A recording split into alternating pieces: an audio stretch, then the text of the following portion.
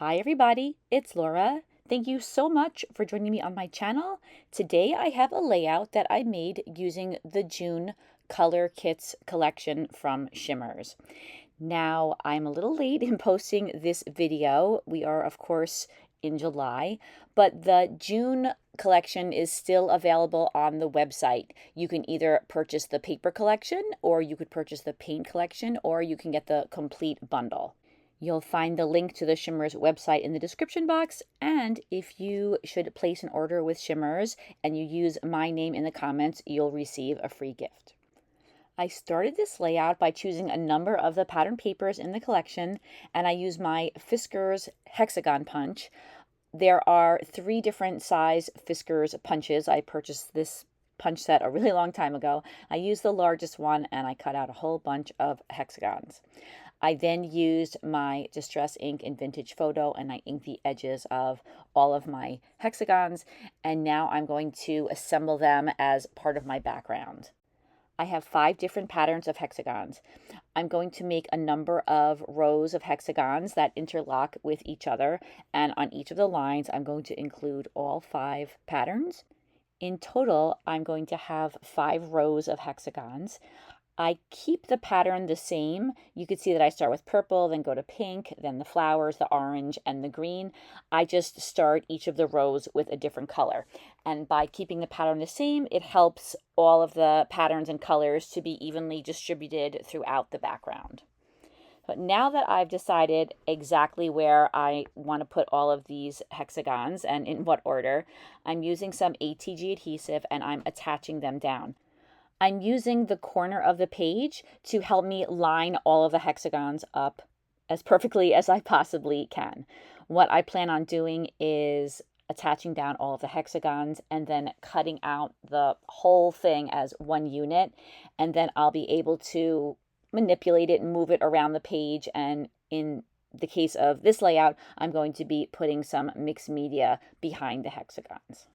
I have to apologize for the fact that you could see the ring light reflecting off the glass on my table. I had a piece of plastic on this table and it was perfect for protecting the table, but the plastic was very hard to clean. It was especially hard to get things like ATG adhesive off of it. So I thought, let me replace the plastic that covers the table with some glass. So my husband got a glass covering for the table, and I didn't really think about it, but it's extremely reflective, so all of the lights seem to be visible in the glass, and I'm really sorry about that. I still have to figure out exactly how to get my table situated now that I have this new covering for it.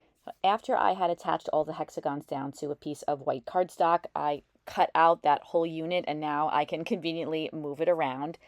I used a pencil and I made just some general marks to show me around where the hexagons are going to go, so I know where to put my mixed media in the background. And I'm using a piece of gessoed white heavy cardstock, and I am adding a Shimmerz called Moulin Rouge. This is one of the colors that comes in the June kit. I add a little bit of water to it, which helps to spread it out. And you could see that I am trying to put it just outside those pencil lines that I drew. And in order to spread out the color, I'm using the packaging technique, which is my favorite method for spreading the color on the background. And since those hexagons are all attached down to the one piece of paper, I find it very easy to keep layering the hexagons on top of the background to make sure that I like the way I'm applying the mixed media. I want to build up the color, make it a little bit darker, so I dried all of the paint and then I applied the paint once again on top of the first layer. And you could see here how the background is looking a little bit darker than it did before.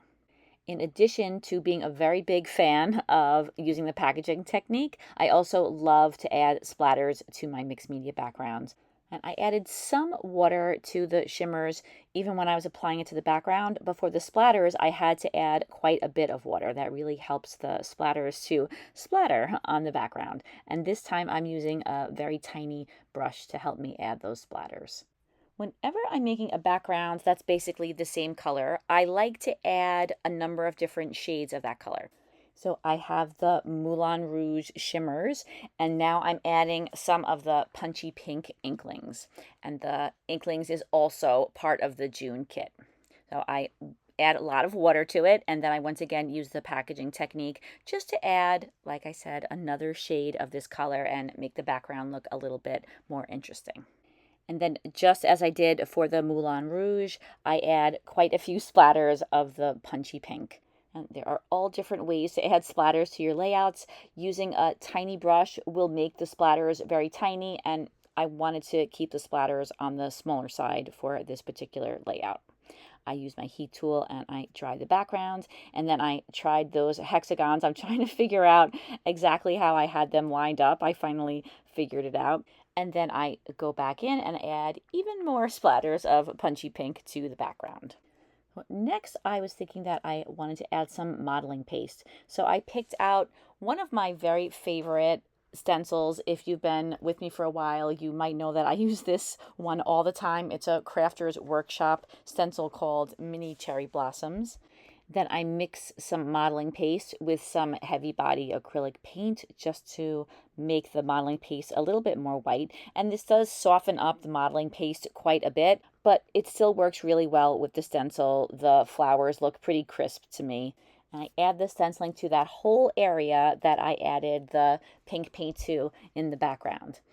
Because the background is white and the modeling paste is also white, the flowers are very subtle. I don't have to worry about overdoing it as I would if I was adding a very dark color to a very light color. They just kind of blend in with the background, but I think also add some nice texture to the layout. Now I'm adding some white splatters to the background. To do this, I'm using a Shimmerz Paint product called Color Splash, and the name of the color is Whites of Their Eyes. I mix it up really well, and now I am spreading those splatters all around that same area where I added the modeling paste. I put my mixed media background aside to dry, and now I'm making a frame going around the outside of this piece of paper, and this will serve as a mat for my mixed media background. Because the background is white, I thought it would look nice to have a little bit of color all around the border of the layout. So I am doing this by adding 4 strips of paper to a 12 by 12 inch piece of white cardstock. I have the 2 strips on opposite sides attached down without cutting into them. And then for the pieces that go at the top and the bottom, I cut the corners on 45-degree angles. And I do this because I like when it looks like there's a little frame rather than just having some strips of paper layered on top of each other. Of course, you can always gut a piece of paper if you would like to. I like to use this method because then the paper that I have left over after using 4 strips of it measures 12 inches, and sometimes I prefer to have my leftovers measure 12 inches rather than having a shorter square that is left over when you gut a piece of paper. It's just a personal preference. I inked the edges of those 45-degree angles with the vintage photo, and then I also inked the edges of the mixed media background, which I cut down a little bit in order to be able to layer it on top of the 12 by 12 inch paper and be able to see this beautiful pattern paper border. I should mention that I ran my mixed media background through my laminator to flatten it out a little bit. And then you can see I put a whole lot of ATG adhesive on the back of it just so that it would sit flat on the mat that I placed it on. Once again, I try to figure out the correct placement of that background. I had a little bit of trouble lining it up with the pencil lines that are on the mixed media background, but I finally figured it out, added some ATG adhesive, and attached it down. I am finally ready to start working with my photo and the embellishments that I'm going to use for the layout. I have this really cute picture of some turtles that are sitting on a log. There's a really cool lake near our house. It has a walkway going all the way around it that the town built. And there's one spot where when it's a sunny day, all the turtles will climb up on a couple of branches that are near the shore, and they're just so super cute. They'll sit there sunning themselves. So one day when I saw there were a lot of turtles on this one branch, I decided to take a photo of it. I mounted the photo on some white cardstock and then again on a piece of orange paper. and I'm putting it on a little bit of an angle in the left-hand corner of my layout. I trialed the little walkway embellishment that you see in the left-hand corner, although I decided that I wasn't going to leave that there in the end. And then I wanted to add some journaling to the layout. So I took this tag that has some lines on it. This is from the kit. And I put it inside a piece of white paper that I folded in half. And this creates a little pocket for it so I can slide it in and out from behind the photo. Next, I am inking the edges of my embellishments with some Distress ink and Vintage Photo, something that if you've watched my videos before, you are probably familiar with me doing. I love to ink the edges of the elements that I'm going to include on my layouts. I selected a tree stump that had a lot of greenery growing around it and a number of flowers and a title that says Celebrate Each Moment. I love those sunflowers, and I like the idea of adding a little bit of yellow to the layout. Now that everything is inked, I'm going to begin arranging all of these elements on my layout. I'm starting with the title cluster that I'm putting on the right-hand side of the photo. I have a number of really pretty flowers, and I like the way those look peeking out from behind the title. And then I have the tree stump in the upper right-hand corner, and I have a few flowers that I want to decorate that corner with. And then I'm also going to include a couple of flowers in the upper left-hand corner of my photo. I thought I might want to include this little title that says Simple Pleasures. I thought that it went really well with the subject of the layout, but I don't end up using it on this particular layout. Now I'm taking my title and I am adding it to some stiff cardstock because I want to pop it up on some foam, and that's something that I always like to do. I have found many times that elements will start to wave if I pop them up on some foam and I don't reinforce them. And the quality of paper that the Shimmerz die cuts are printed on is very good, but I always want to be sure. So it's easy to just take a couple of minutes and reinforce things that I'm going to pop up on foam. It's just a habit that I've gotten into over the years. And I know that most of you are familiar with fun foam, but just in case you're not, I like to use sheets of foam. They have one adhesive side, and you can get those in the kids section of any craft store. They are not super thick. They just add a tiny bit of dimension, but I like that little bit of dimension. I think it adds a lot to pages. So I have all those flowers arranged behind my title. And then I decided to move that cluster up a little bit on the layout. And then I don't include all of the footage, but I use ATG adhesive and I attach down all of those elements that I had previously placed on the page. And then to give the cluster in the upper right-hand corner a little bit of dimension, I pop up one of the small flowers on some foam. On the other cluster, the flower cluster that I have on the corner of the photo, I don't pop anything up there because it's already popped up a little bit from sitting on top of the photo.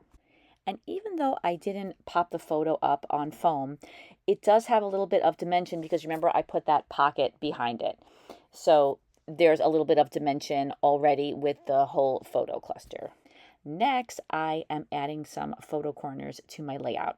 In order to do this, I use my punch that I love and talk about on almost all my videos, not all of them, but many of them, I guess, which is my EK Success Scalloped Photo Corner Punch. I have always loved adding photo corners to my layouts. I love bringing a little bit of the color from the rest of the layout really close to the photo, and I also think that it just adds a nice little detail. And having a punch helps me to be able to match those photo corners to the rest of the page. Before I had the punch, I was purchasing them in all different colors and all different materials, trying to have all the different possibilities. But now that I have the punch, it's much easier.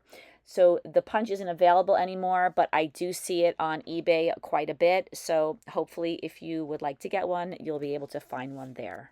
And of course, it doesn't have to be eBay. There are many similar sites where you might be able to find one. So I added an eyelet to the tag. I have been getting back into brads and eyelets recently, just little touches of them. And then I wanted to add some branches to the clusters. And I have a small album with pockets where I store all of my leftover die cuts, mainly branches and flowers and leaves. And I found that I had these branches already cut out, and I thought that they were a nice size for this layout. I'm leaving them white because there's already so much going on with color on this layout. So I thought that white would be the best choice for the branches. I add the branches to all three clusters. I add more of them to the larger clusters and then less of them to the smaller ones. And then I tucked all of them into place. Some I cut a little bit shorter and some I left their original size. Now I'm adding some enamel dots to the layout. I am using pink and orange and purple. My plan at first was to put a lot of enamel dots on the layout. But then as I started adding them, I realized that it was a little bit too much to have so many of them. So after I added a few and decided that wasn't the look I was going for, I went back and I removed some of them. And I'm glad I did that because it just looked like overkill to have so many enamel dots. There's a lot going on in this layout, and I love to add details, but sometimes I have to pull myself back a little bit and not add so many different elements. And in addition to all of the multicolored enamel dots that I put on the background, I also added some slightly smaller pink enamel dots to each of those three photo corners that are visible on the photo. And then I wasn't sure if I was going to include these or not, but I love them so much, so I finally decided that I had to find a spot for them on the layout. There are these two absolutely adorable little mice, and I love mice. Mice are one of my favorite animals. I have a little collection of little mice figurines that my family has bought for me over the years. And so since these little guys were so cute, I decided to include both of them. I have one mouse on the lower right-hand corner, and then I included the other little mouse to the right-hand side of the tag at the top of the page. Does it sound funny for me to say that mice are one of my favorite animals? Maybe it does, but it's true. I absolutely love them. I removed the sentiment that said simple pleasures. I used gel glue and I glued down all of those branches to the layout. And then I used some twine that I had in my stash and I added it to the top of the tag. At first, I wasn't going to tie the ends of the twine together, but then I thought a little bow at the top would look nice. So then after I tied the bow, I cut off the excess twine, and that is the very last touch, and this layout is complete. Here are a few close-ups. And I just wanted to point out that I went back and added a white border all around the outside of the hexagons. If you happen to see that in these final photos, that's something that I did off camera and at the last moment. I was just trying to create a little bit more contrast. So thank you so much for watching this video, everybody. I really hope that you enjoyed it. Please take a look in the description box where you'll find the link to the Shimmerz website. You can check out all of their beautiful kits. This gorgeous June kit is available, and the stunning July kit is also available there. I hope you have a fantastic day, and I hope to see you again soon. Take care, everybody. Bye-bye.